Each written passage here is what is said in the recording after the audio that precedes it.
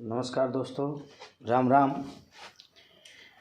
मैं विष्णु पंडित आपके सामने दूसरी वीडियो लेकर हाजिर हूँ। दोस्तों, जो पहली वीडियो हमने बनाई, आपका बहुत ही अच्छा सहयोग, बहुत ही अच्छा प्यार प्रेम मिला और आगे मैं आशा करता हूँ कि इसी प्रकार से प्यार प्रेम बना रहेगा, आपका मिलता रहेगा। दोस्तों, जो पहली वीडियो बनाई उसमें मैंने आपको बताया कि किस प्रकार से कुंडली में ये 12 घर होते हैं, 12 घर, 12 हाउस बोल लो इनको, होते हैं। इसी प्रकार से 12 राशियाँ होते हैं। 12 राशियों के अलग अलग से नाम और उनके स्वामी किस प्रकार से, ये पहली वीडियो में, अगर आपने पहली वीडियो नहीं देखी है तो आपके समझ में आ जाए, ताकि आप पहली वीडियो देख ले आराम से। और दोस्तों, अगर आपको ये मेरी वीडियो पसंद आती है तो आप इसको, चैनल को सब्सक्राइब कर दीजिए, लाइक कर दीजिए और आगे शेयर कर दीजिए। तो चलिए शुरू करते हैं। दूसरी वीडियो में सबसे पहले हम जिक्र करते हैं डिग्री का। डिग्री अंश एक ही बात है। तो यहाँ जो डिग्री है वो हर ग्रह की 30 अंश होती है। हर ग्रह की 30 अंश डिग्री होती है। इस डिग्री, यहाँ जो भी ग्रह कुंडली में बैठेगा वो डिग्री के साथ ही बैठेगा, चाहे वो 10 डिग्री पे है, चाहे वो 15 डिग्री पे है, चाहे वो 26 डिग्री पे है, या फिर 30 डिग्री पे है, या 1 डिग्री पे है, डिग्री के साथ ही बैठता है। और डिग्री किस प्रकार से होती हैं? डिग्री 0 से 0 अंश से 6 अंश तक बाल अवस्था होती है ग्रह की। यानी कि जिस भी राशि में वो बैठा है, 0 से 6 अंश तक अगर बैठा है तो उसकी बाल अवस्था है। और वो ग्रह हमारे को 25% फल देगा। कितने परसेंट फल देगा? 25%। 25% फल देगा। उसके बाद दूसरी जो अवस्था आती है वो आती है 6 से लेके 12 तक। 6 अंश से लेके 12 अंश तक युवा अवस्था होती है। युवा अवस्था में कोई भी ग्रह किसी भी घर में बैठकर 50% फल देगा। अगर वो अच्छे घर में बैठा है, अच्छे ग्रह के साथ बैठा है, या अपने मित्र राशि में बैठा है, तो वो हमें शुभ फल देगा 50%। और अगर वो किसी शत्रु ग्रह में बैठा है, गलत भाव में बैठा है, तो फिर वो हमें अशुभ फल देगा 50%। इसलिए 6 से लेके 12 अंश तक हम युवावस्था बोलते हैं इसको, ये 50% फल देते हैं। उसके बाद आती है तीसरी अवस्था, 12 से लेके 18 अंश तक। 12 अंश से 18 अंश तक पूर्ण युवावस्था होती है। ये हर ग्रह की 12 अंश से लेके 18 अंश तक पूर्ण युवावस्था होती है। यहाँ पे 100% फल देता है हर ग्रह। हर ग्रह यहाँ पे 100% फल देता है। उसके बाद आती है 18 से लेके 24 तक। 18 अंश से लेके 24 अंश तक, इसको हम ढलती अवस्था बोलते हैं। ये ढलती अवस्था में 50% फल देता है। कोई भी ग्रह किसी भी घर में बैठ के 50% फल देगा। उसके बाद आगे वृद्ध अवस्था, 24 अंश से लेके 30 अंश तक, इसको हम वृद्ध अवस्था बोलते हैं। ये वृद्ध अवस्था, बुढ़ापा अवस्था 25% ही फल देती है। कोई भी ग्रह किसी भी घर में बैठ के 25% फल देगा। उसके बाद आता है 0 से लेके 1 से 2 डिग्री। 0 अंश से 0 डिग्री से लेके 1 से लेके 2 डिग्री तक ग्रह 0% फल देते हैं। कोई फल नहीं होता उसका। उसके बाद 29 से 30, बुढ़ापे के बाद जो बुढ़ापे में होता है, 29 से 30 डिग्री पर जो भी ग्रह होगा तो वो भी 0% फल देगा हमें। चाहे वो अशुभ फल है चाहे शुभ फल है, वो 0% होता है। उसके बाद दोस्तों आता है मित्र ग्रह और शत्रु ग्रह। जिस प्रकार से इंसान के शत्रु और मित्र होते हैं, इसी प्रकार से ग्रह के भी आपस में शत्रुता और मित्रता है। यहाँ पे ये हो गए देव ग्रह और ये हो गए दैत्य ग्रह। दैत्य ग्रह में आते हैं सूर्य, चंद्रमा, बृहस्पति और मंगल। ये ग्रह आते हैं देवग्रह में। और उसके बाद दैत्य ग्रह में आते हैं शुक्र ग्रह, शनि ग्रह, राहु ग्रह और केतु ग्रह। और ये हमने बीच में ले लिया बुध ग्रह, जो 9वां ग्रह है बुध को बीच में रख लिया, क्योंकि इसकी इनसे मित्रता है और इनसे भी कुछ से शत्रुता और कुछ से मित्रता है। ये जो ग्रह हैं दोनों के दोनों एक दूसरे के एंटी हैं। ये जो ग्रह हैं एक दूसरे के, यानी कि शुक्र की सूर्य से नहीं बनती, चंद्रमा से नहीं बनती, बृहस्पति से नहीं बनती, मंगल से नहीं बनती, ये एक दूसरे के एंटी ग्रह हैं। यहाँ इनकी शत्रुता, आपस में इनकी शत्रुता है, इनकी शत्रुता है, मित्रता नहीं है। और ये जो ग्रह, जैसे देवलिस्ट में जो भी ग्रह आते हैं, ये 4 ग्रह हैं, ये आपस में मित्र हैं, मित्रता है इनकी, ये आपस में इन ग्रह की मित्रता है। और ये जो दैत्य ग्रह हैं, जैसे शुक्र हो गया, शनि हो गया, राहु हो गया, केतु हो गया, ये आपस में भी मित्र हैं। ये चारों की चारों, जैसे शुक्र की केतु से मित्रता है, शनि की केतु से मित्रता है, राहु की शनि से मित्रता है, राहु की शुक्र से मित्रता है। ये जो ग्रह हैं दैत्य लिस्ट वाले, ये ग्रह आपस में मित्र हैं। और ये ग्रह आपस में मित्र हैं, और इनकी देव की और दैत्य की आपस में नहीं बनती, ये आपस में एंटी हैं, आपस में शत्रु हैं। इसी प्रकार से उसके बाद आ गया बुध ग्रह।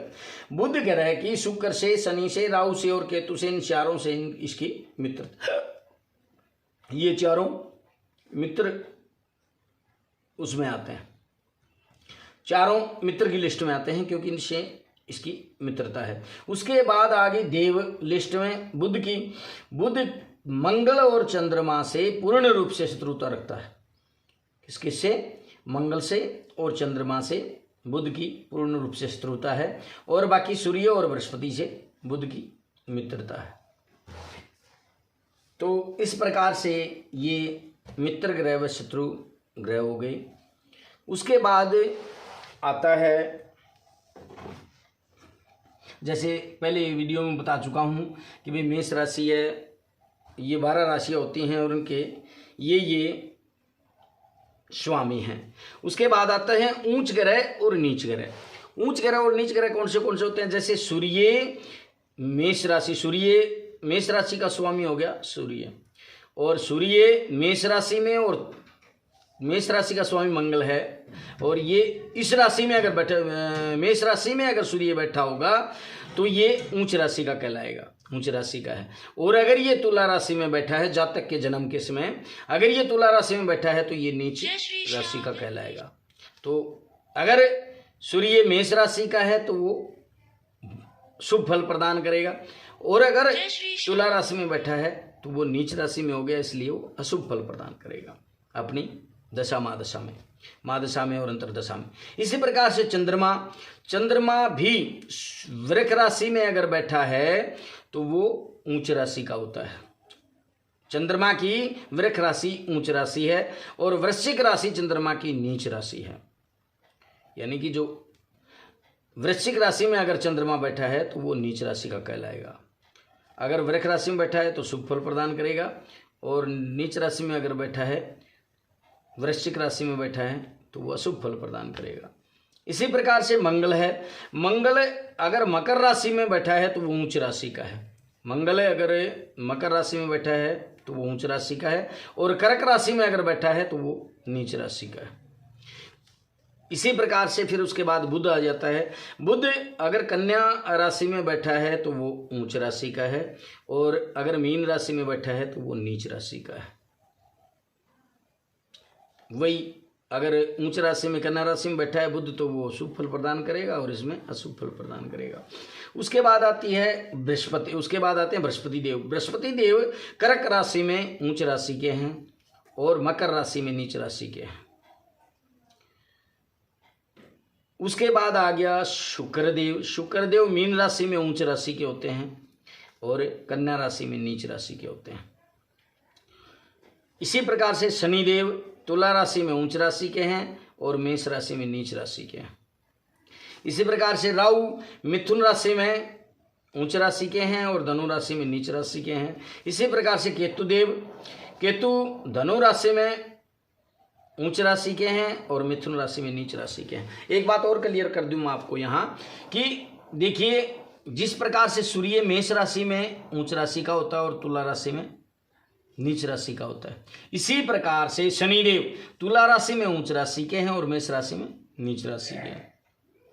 उसके बाद आगे चंद्रदेव वृष राशि में उच्च राशि के हैं और तुला राशि में नीच राशि के हैं।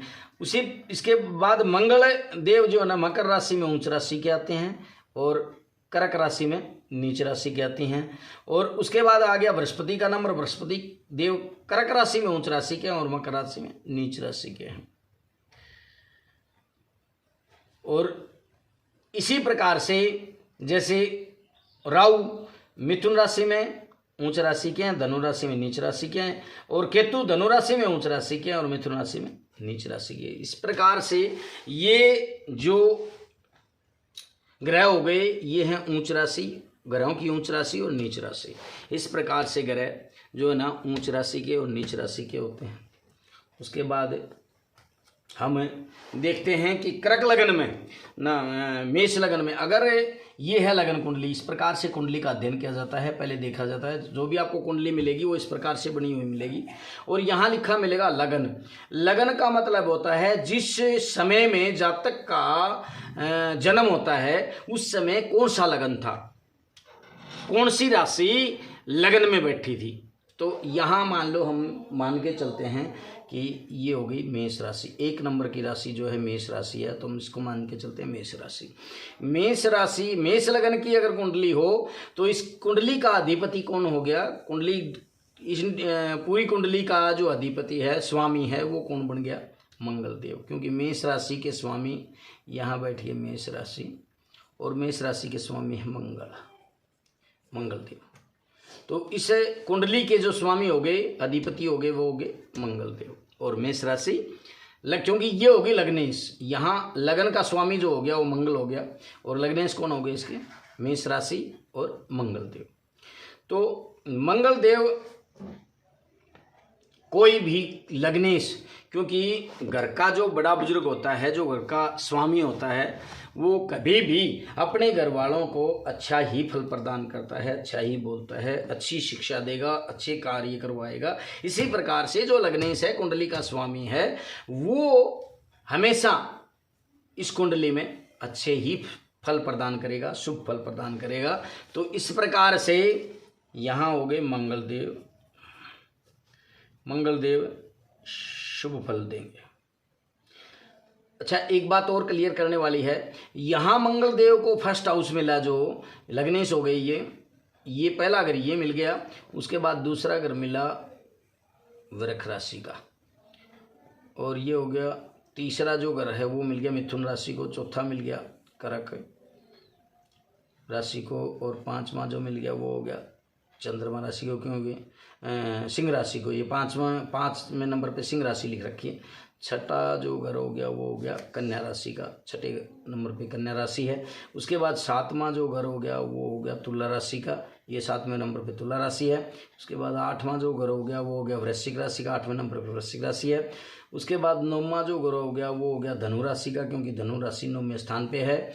और यहाँ जो हो गया 10वां घर वो हो गया मकर राशि का, ये मकर राशि है। और ये हो गया 11वां घर जो हो गया वो हो गया कुंभ राशि का, 11वें राशि कुंभ होती है। और उसके बाद 12वां घर जो हो गया वो हो गया मीन राशि का, ये मीन राशि होगी।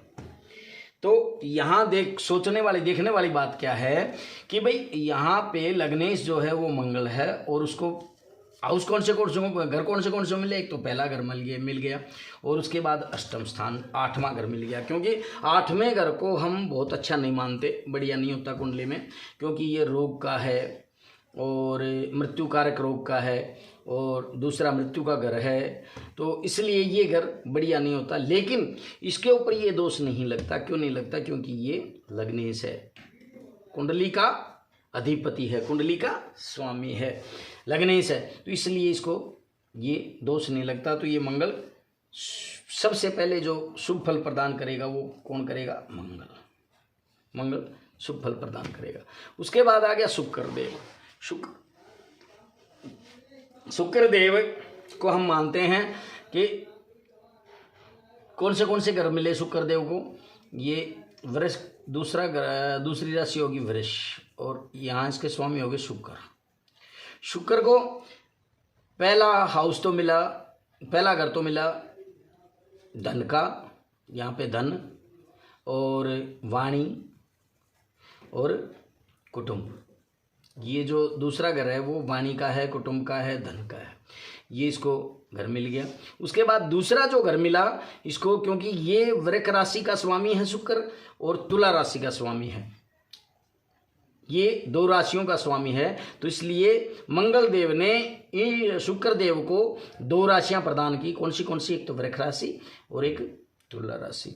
ये वृक और तुला राशि दोनों के दोनों घर इसको मिले हैं। घर दोनों को दोनों अच्छे हैं, बढ़िया घर हैं। लेकिन यहाँ जैसे कि मैंने बताया कि सूर्य देव ना अपने मंगल देव और शुक्र देव आपस में एंटी हैं, यानी कि शत्रु ग्रह हैं, तो इसलिए घर दोनों अच्छे होने की वजह से कहीं ना कहीं कुछ फल पर जो है ना शम रहेंगे ये शुक्र देव। यहाँ कारक की लिस्ट में ये नहीं आएंगे, क्योंकि इनको दोनों घर जो है ना बढ़िया अच्छे घर मिले हैं। सातवां और सप्तम घर स्थान ये जाया का, स्त्री का है और पार्टनर का है, तो इसलिए ये घर दोनों के दोनों अच्छे हैं, लेकिन ये आपस में मित्र नहीं हैं, इसलिए ये समफल प्रदान करेंगे। शुक्र देव फल देंगे सम। उसके बाद आगे तीसरा स्थान जो आया वो आया यहाँ पे, ये तीसरा स्थान है। तीसरा स्थान आ गया बुध देव का, मिथुन राशि। यहाँ कौन सी राशि आ गई? मिथुन, क्योंकि तीसरी राशि मिथुन है। मिथुन राशि को मंगल देव ने कौन से घर प्रदान किए, कौन से घर दिए, कौन से घर का मालिक बनाया? तीसरे घर का, जो बहुत ज़्यादा मेहनत का है, बहुत ज़्यादा मेहनत करनी पड़ती है, छोटे भाई बहन का है, इसलिए इस घर को भी हम बढ़िया नहीं मानते। और उसके बाद दूसरा जो घर मिला वो मिला छठा स्थान, छठा घर कर्ज का है, शत्रु का है, छोटी हारी बीमारी का है, तो इसलिए ये घर भी बढ़िया नहीं है। ये दोनों के दोनों बुध देव को अच्छे घर नहीं मिले, क्योंकि ये मित्र नहीं, आपस में परम शत्रु हैं।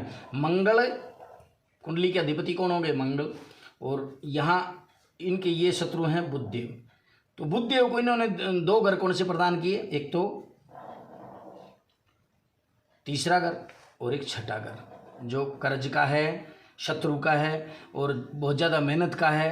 तीसरा घर तो ये पराक्रम का है। ये जो दोनों के दोनों घर हैं, ये दोनों के दोनों बढ़िया घर नहीं है कुंडली के, और साथ में इनकी मित्रता भी नहीं है, तो इसलिए बुध देव जो है ना, ये हो गए बुध देव। बुध देव यहाँ पे क्या हो गए?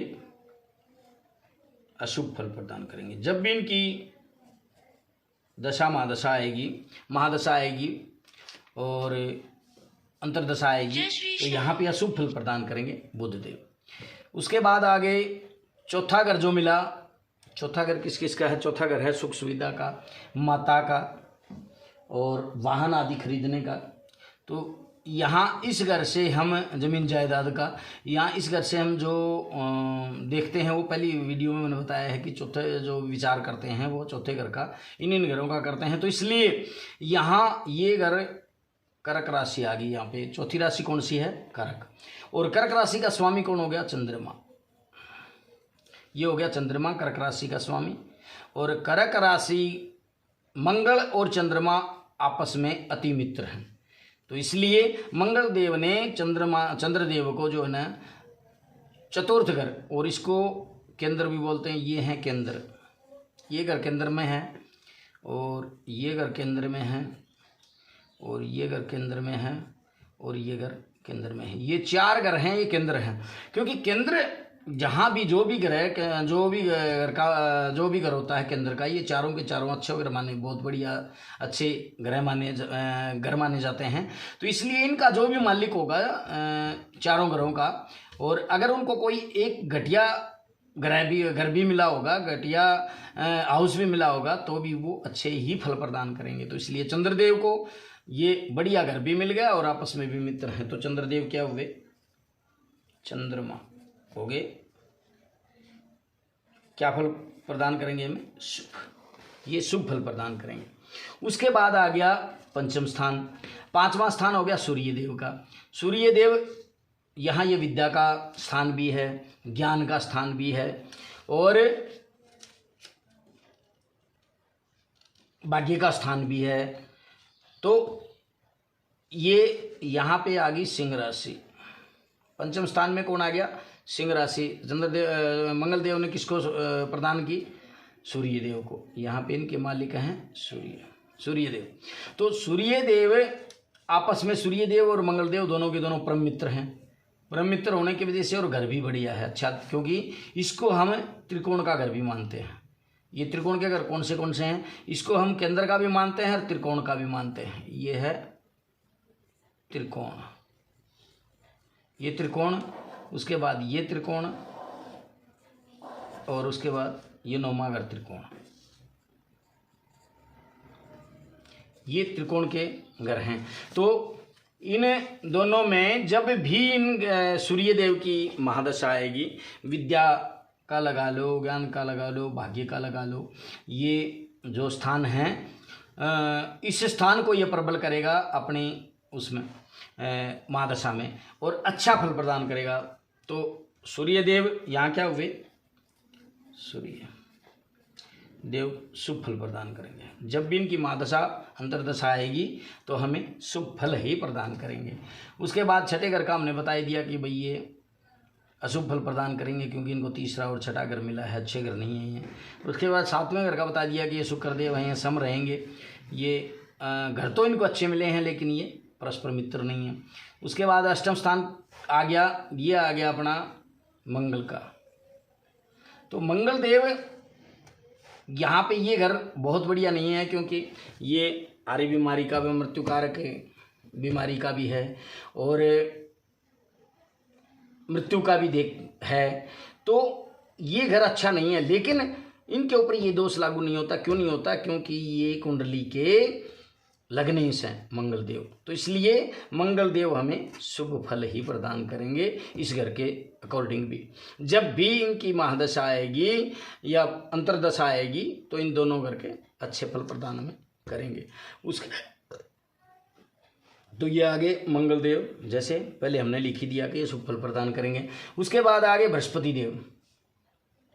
ये बृहस्पति देव को कौन सा स्थान दिया मंगल देव ने? आपस में परम मित्र भी हैं। यहाँ हमने बताया है कि जैसे मंगल और बृहस्पति आपस में मित्र हैं और इनको स्थान कौन सा दे दिया? ये भाग्य का स्थान भी है, पिता का स्थान भी है और भाग्य का जो विचार किया जाता है वो भी नौवें स्थान से करा जाता है। हर प्रकार से त्रिकोण, इसको त्रिकोण भी बोलते हैं। तो त्रिकोण में बृहस्पति देव को एक तो त्रिकोण का घर मिल गया और एक मिला ये दूसरा, जिसको हम द्वादश घर बोलते हैं। द्वादश घर वैसे व्यय का होता है, छोटी विदेश यात्रा का भी, ये घर विदेश यात्रा का भी होता है। नौवां घर जो है जो धनुराशि है, यहाँ धनुराशि को जो मिला है, धनुराशि यहाँ से विदेश यात्रा का भी योग यहीं से देखा जाता है, नौवें घर से ही। और यहाँ पे विदेश सेटलमेंट का, जैसे मैं पहली उसमें राशि में बता चुका हूँ, विदेश सेटलमेंट अगर यहाँ पे हम देखते हैं कि वो नौकरी करके वापसी आएगा यहाँ या क्या करेगा, इससे हम देखते हैं विदेश यात्रा है या नहीं है, ये विदेश में नौकरी है या नहीं है। उसके बाद विदेश सेटलमेंट का अगर हम देखेंगे कि विदेश में जाके वो बस जाएगा या फिर वापसी आएगा, उसका इस बार में घर से देखते हैं हम। तो यहाँ भी बृहस्पति देव हो गए ये, और ये हो गई मीन राशि। ठीक है जी, इन दोनों का मालिक हो गया कौन? बृहस्पति देव। बृहस्पति देव मंगल के मित्र भी हैं, तो इसलिए बृहस्पति देव मंगल के मित्र होने की वजह से और एक त्रिकोण का घर मिल गया, इसलिए ये हमें शुभ फल प्रदान करेंगे। बृहस्पति देव शुभ फल देंगे, ये हमें शुभ फल प्रदान करेंगे यहाँ इस प्रकार से। उसके बाद आ गया शनि देव का स्थान। ये जो दशम स्थान है ये है पराक्रम का, और इसमें ये घर किसको मिला? शनिदेव को। और इसके पराक्रम का है, प्रोफेशनल का है, काम धंधे का है, हम क्या प्रोफेशनल है जिस प्रकार से कि हम क्या काम धंधा करेंगे।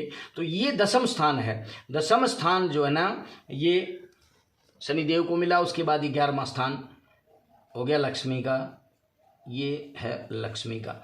और ये किसको मिला? कुंभ राशि को, ये मिल गया कुंभ राशि को। कुंभ राशि का स्वामी कौन है? शनिदेव। तो ये कुंभ और मकर दोनों का स्वामी कौन हो गया? शनिदेव। और शनिदेव यहाँ परस्पर मित्र नहीं है मंगल के, क्योंकि ये शत्रु हैं, अति शत्रु हैं मंगल और शनिदेव। तो इसलिए मंगल और शनिदेव इनको हाउस तो अच्छे मिले हैं दोनों के दोनों, लेकिन ये परस्पर मित्रता नहीं है इनकी। तो इसलिए इन दोनों का शनिदेव जो है ना समफल देंगे, क्योंकि इनको घर अच्छे मिले हैं लेकिन इनकी मित्रता नहीं है। तो इसलिए शनिदेव क्या देंगे? समफल देंगे। ना तो ये शुभ फल देंगे ना अशुभ फल देंगे। इस प्रकार से ये ग्रह की डिग्री हो गई। तो यहाँ तक अब ज़्यादा लंबी वीडियो जाएगी, तो इसलिए दोस्तों मैं यहीं तक ये वीडियो बना रहा हूँ आज की। और अगर आपको ये वीडियो पसंद आए तो चैनल को एसएसजे भक्ति को सब्सक्राइब करना और वीडियो को लाइक करना और शेयर करना, और मुझे कमेंट में ज़रूर बताना कि भाई हमारे को ये चीज़ समझ में आ गई और ये चीज़ नहीं समझ में आई है। तो इसलिए दोस्तों यहीं पे मैं अपनी वाणी को विराम देता हूँ। राम राम, नमस्कार।